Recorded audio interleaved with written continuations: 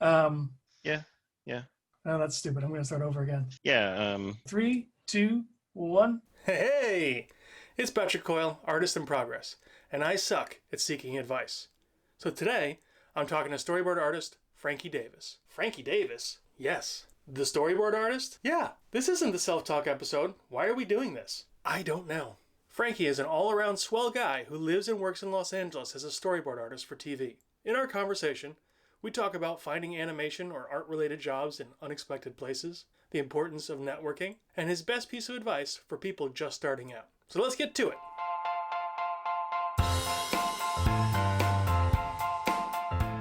I'm talking to Frankie Davis, storyboard artist for television. How you doing, Frankie? Doing good.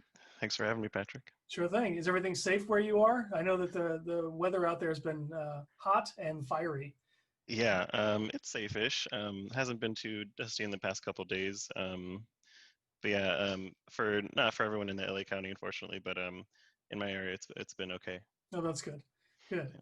So what are you currently working on? What's your day job, so to speak?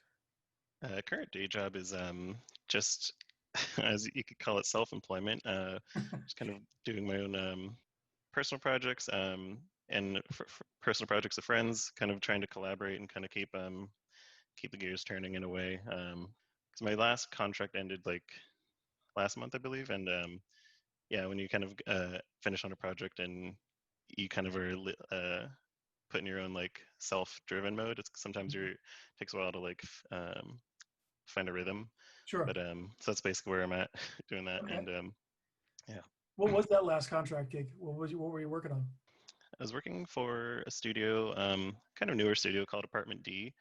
They're a stop motion studio, kind of like Stupid Buddies, but they're kind of going into more towards content for kids, and which is I think is really cool, and it's different after working for Stupid Buddies because like when I see stop motion animation with like figures and stuff, I expect them to say like curse words and stuff, but they're like just wholesome. So I'm like, whoa, this is weird.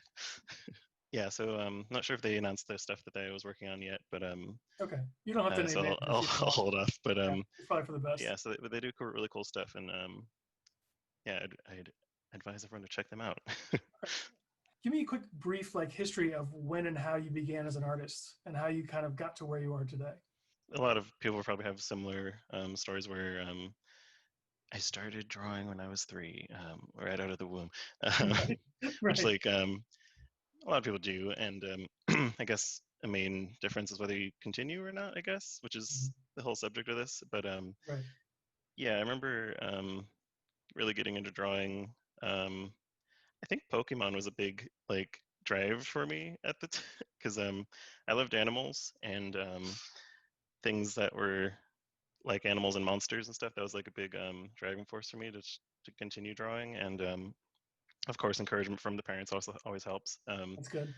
So was I don't know, that's when I started drawing, and then started learning like, oh, anime and like Dragon Ball Z, like kind of as I became a teenager and stuff, started getting more into just like, just I wouldn't say I drew like a whole lot, but just drew from like cartoons like that. And it wasn't until like late high school I learned that I could like do it professionally. Okay. Like I was kind of just looking for something like my parents would tell me like or suggest things when I was younger, like, oh, there's I think architects draw, and they're like, would you like to be an architect? I'm like, yeah, that's it, that's Yeah. the thing. And then it's like cool, and then I just go back to drawing like Dragon Ball Z and stuff like that, which is not No, I had the anywhere same close to thing it. when I was a kid. Yeah. It was like, oh, Mm, you can only make a living drawing as an architect. right. Little did we know, right? hmm Which I mean, that's a whole different art in itself because it's a lot of math involved and Yes. people's safety and stuff like Right. that. So I went the route of less lives involved and more fun stuff, I guess. A little bit less pressure Sure. for this type of art, but Did let's you go to see. art school? I it wasn't specified art school. I went to San Jose State, which has a really great art program, Okay. uh, animation and illustration program. Um, and they and so and I have a really good club as well called the Shrunken Head Men. Got to have the pride for that. Um, and they're like increasing in like size and power recently. They're doing a really great job over there. Nice. And I graduated in 2016, I believe. Okay. Um, and throughout the whole time there, actually, I thought I was going to do animation, just like straight up animate, like 2D, like Glenn Keane type of animation. Sure. Which, you know, if you do your uh, your hard work, you can. But when I started learning that a lot of animation was outsourced, I wasn't really ready to move out of country, I guess, for the job. Hmm. Um, so so like late senior-ish year, I switched to focus in storyboarding Okay. because it's kind of like 2D animation, but more like key poses, and so I still kind of get the uh, best of both worlds in that way. And then how did you end up, after school, kind of breaking in? What was your first break? Well, I guess I had a couple different opportunities for breaks, but I interned at Nickelodeon actually right when I during senior year, my BFA year, that's what they call it, Okay. and so that was really cool. But did not end up actually getting a job right out of that. Partially because I wasn't done with school and wanted to go back and finish a couple of those pesky GEs. Okay. Is that what they're called? um, Something in yeah. And then actually worked in. It wasn't like for a while actually. Like this year is when I got my first like. No, sorry. 2019 is when I got my first like in uh, industry gig Okay. because after school I actually moved to Monterey kind of randomly. Oh, really? Um, yeah, this isn't like a track that like I can like give as like a suggestion, I guess. But I yeah, one of my good buddies that I went to school with got a job in Monterey for the government, which I didn't know they needed artists, but Sure, why apparently they not? do. Yeah, you can find it anywhere. And so um, I he helped me out and got helped me get a job there too because they were looking for more illustrator. Well, I don't know. They just call it, it's just like an umbrella term of like media experts. Okay. And so I did like editing and After Effects, like animation and a bunch of random stuff for the Cool. government that I can't tell you. But it was like a language learning program.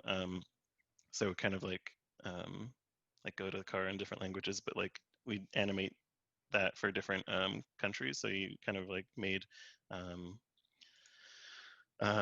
each animation had to look like it's from a certain country, like depending on where we have stations, I guess. Okay. Maybe that's the secret stuff I can't talk about.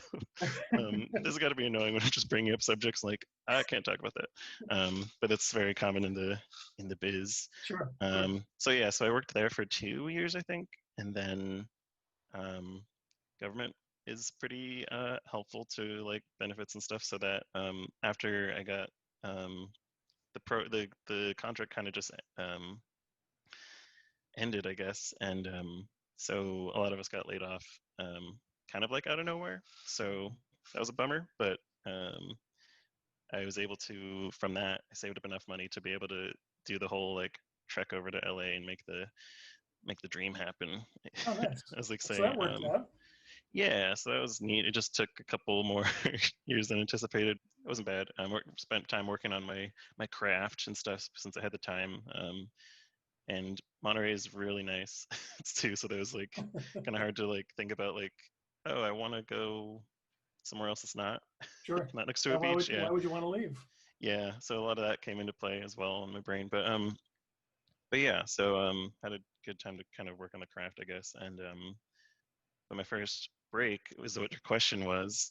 um, when I made the move out here with them, I basically, did the whole networking thing, like trying to like just contact everyone I knew, just like, hey guys, I'm gonna do it this time, and um, met up with a lot of friends, a lot of old classmates, and that was interesting.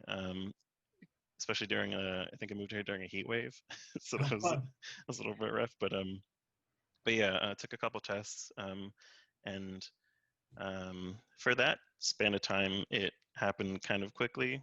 A good buddy of mine, Keith, he knew a guy that I like had lunch with and met with them, and like just kind of like, I don't know, like it's such a weird like tactic, I guess, just because you want a thing, but the more like stressed out you are about it, sometimes the less it happens. But like when you are like calm about it, which is not a calm time because you're like, I need, I need to find a job.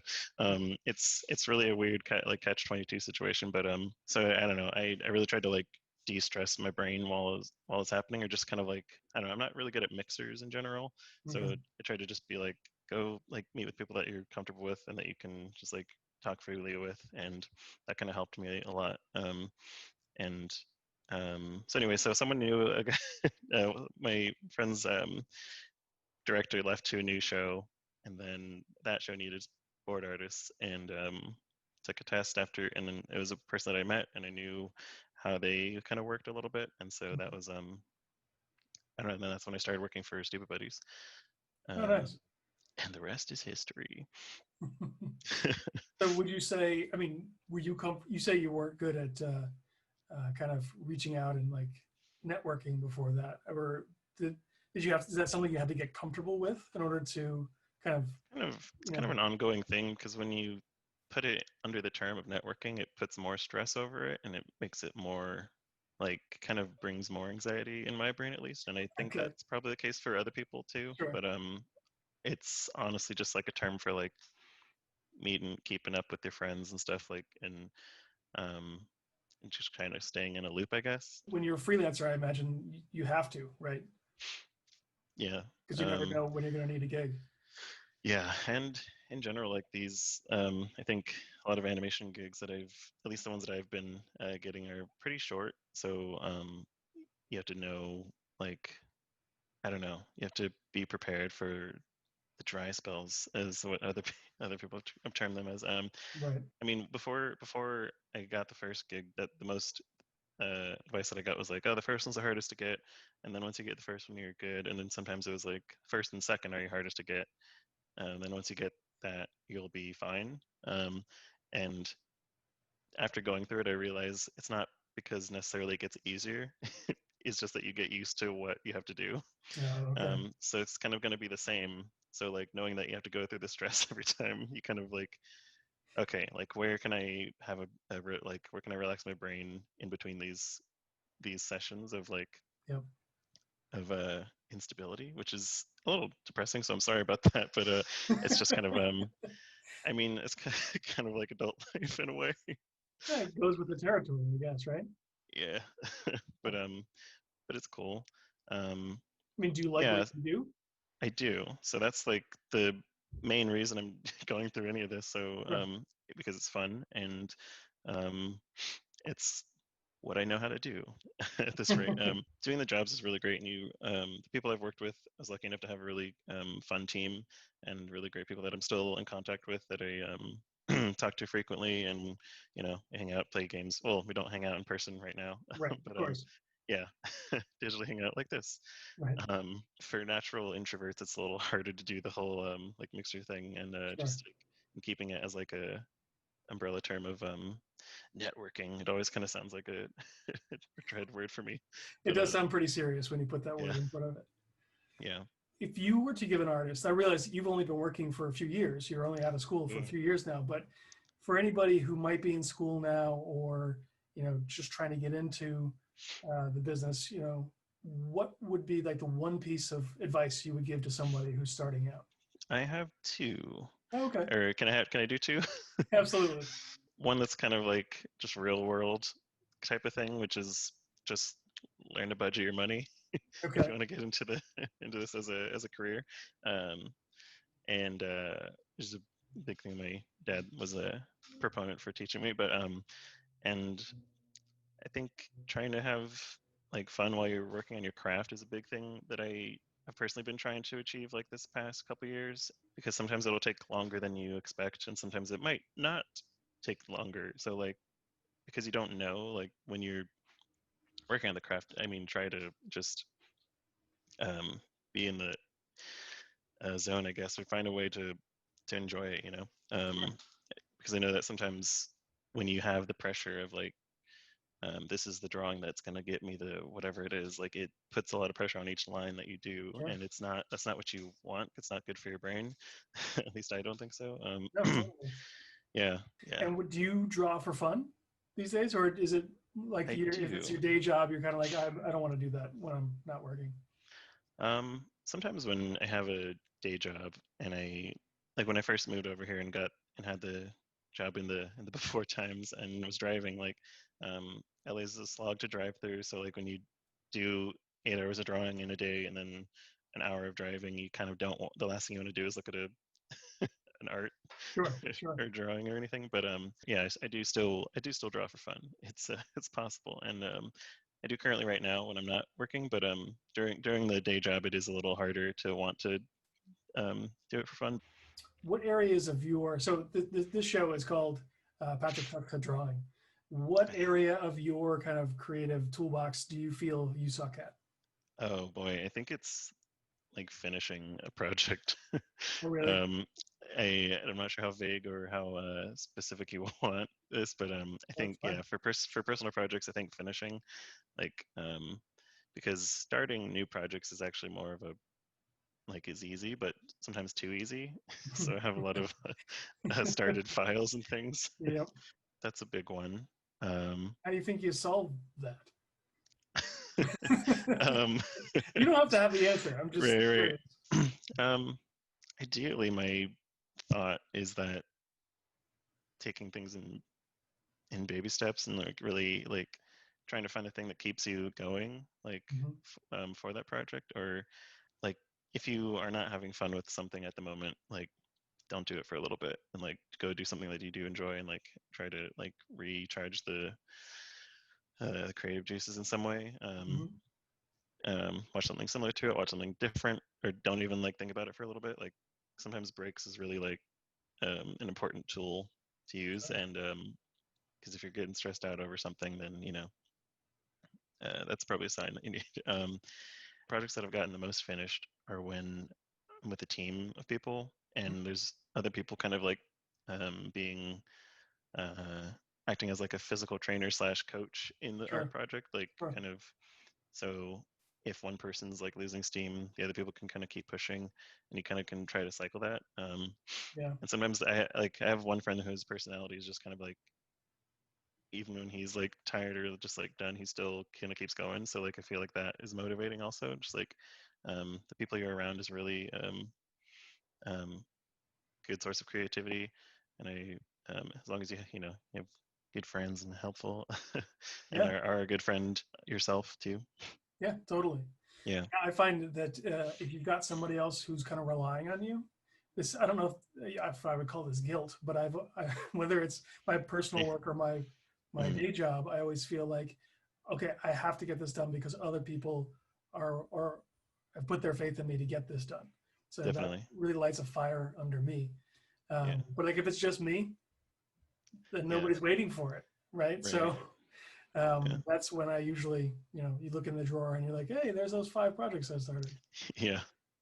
Yeah. Definitely. I also kind of think about like in comparison, like I don't have kids, so I have lot more free time than people with kids, and my brother-in-law just had a baby like beginning of the year. I see other artists who have kids and they still like get like major personal projects done. I'm just like, I know. how? And I know. so part of me is like, okay, if they can do it with all that going on, I should be able to do something. And that can go both ways also, but Oh, totally. yeah, Yeah, I have 2 kids. One is 11, and I regret every day that I didn't do more before when I had the time to do more. gotcha. Although, to be fair, before I had kids, I was running a comic book company with Shannon, Oh, our mutual friend. So okay. I That's ended up that's like not. Yeah, it was great, but I didn't do any like the real creative work on it. I was more running the mm, business and the website and the publishing. I see. Um, but yeah, juggling family and a job and side projects is challenging for sure. Is and I'm sure running a business is challenging too. I Yeah, been doing slight like research into that, but it's like there's no. I know it doesn't seem like there's a way to really learn how to do that properly. No, everyone. I mean, you can go to business school, but that seems like a waste of money to me, unless you're gonna like want to be a CEO or something. That's what I've heard. But like if you're just gonna run a small business, you kind of learn as you go. And usually it's about something that you know a little bit about going in, or something that you like, and then have to learn how it really operates. Okay. Yeah, that's its whole other ball of wax. Okay, so one last thing I wanted to ask you was, Sure. I assume that you work on a tablet or digitally for work? Yes, I do. I work on a Cintiq. Okay. A And Wacom. do you work, do you prefer to work that way just in general now, or do you like working old school too? I do. When I draw for fun, I feel like I'm mostly on paper. Okay. I'm kind of, and I feel like an out. Sometimes I feel like an outlier in my generation, at least, because I feel like most people are comfortable doing digital more so, and it took me a while to get used to it in school. Also, if I just want to like sketch like an idea out and just like have it just free, paper is usually my go-to. Okay. But I, been doing like plenty of sketching in Storyboard Pro and um, on this tablet here. Nice. Yeah. Yeah, the reason I ask is, I didn't have a tablet really until a good one, at least a Mhm. pen tablet, until the iPad a couple of years ago that you could Mhm. reliably Mhm. draw on. So, Yeah.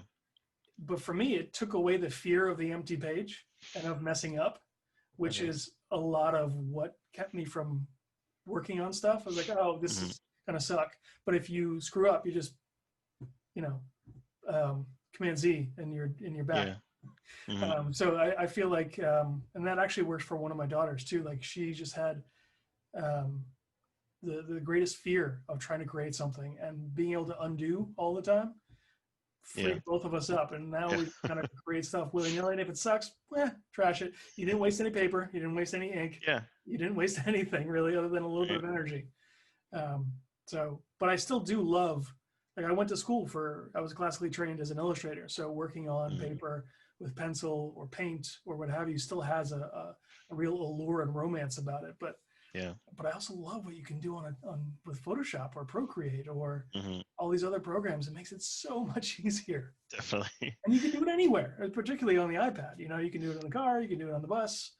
I mean, Yeah, it's like a digital sketchbook. I haven't gotten into the iPad yet, but I've seen a lot of great stuff that people have been doing with that, and have some friends that do that. It looks really awesome.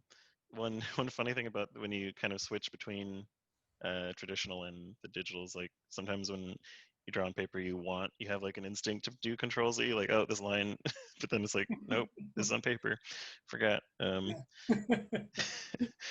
And recently, one of my friends on the socials said that she sometimes when she's like drawing with one of these, she'll like sometimes just shake it when it's not working to try to. And she's like, seems to work. That's So funny. it's pretty. Yeah. That's great. Yeah, it's. I imagine it's that reflex, right? Like you get used to, like when you Mm. switch software too, you do the shortcuts for the other piece of software, not remembering that they're different. Oh yeah, Same kind of muscle memory thing, I think. It's yeah. great. It's almost like playing two different instruments. Exactly. Totally. Um, Is there anything that you would like to plug? I have a I think I, personal Instagram, huh? I think I have it. Called Frankie Dude 22489, and then I have that's not really it doesn't roll off the tongue, but and I have another Instagram for my personal project called Monster Boy Last Boy. Well, Frankie, thank you so much for being with me today and talking about your history and your process and everything related to art. I really appreciate it. Yeah, thank you. I had a good time talking to you, Good. I hope we and can talk again sometime soon. same here. All right. Let's do Take it. it easy. Okay, you too. How'd you like that? Let me know in the comments down below. Did we talk about anything that clicked with you? Is there anything you think we ought to explore further? If you liked this video, consider giving it a thumbs up so other people can find it. And if you'd like to see more videos like this, give the old subscribe button a click. That's it for this time. Remember, you don't suck. You just think you do. And you're wrong. Keep drawing. I'll see you next time, suckers.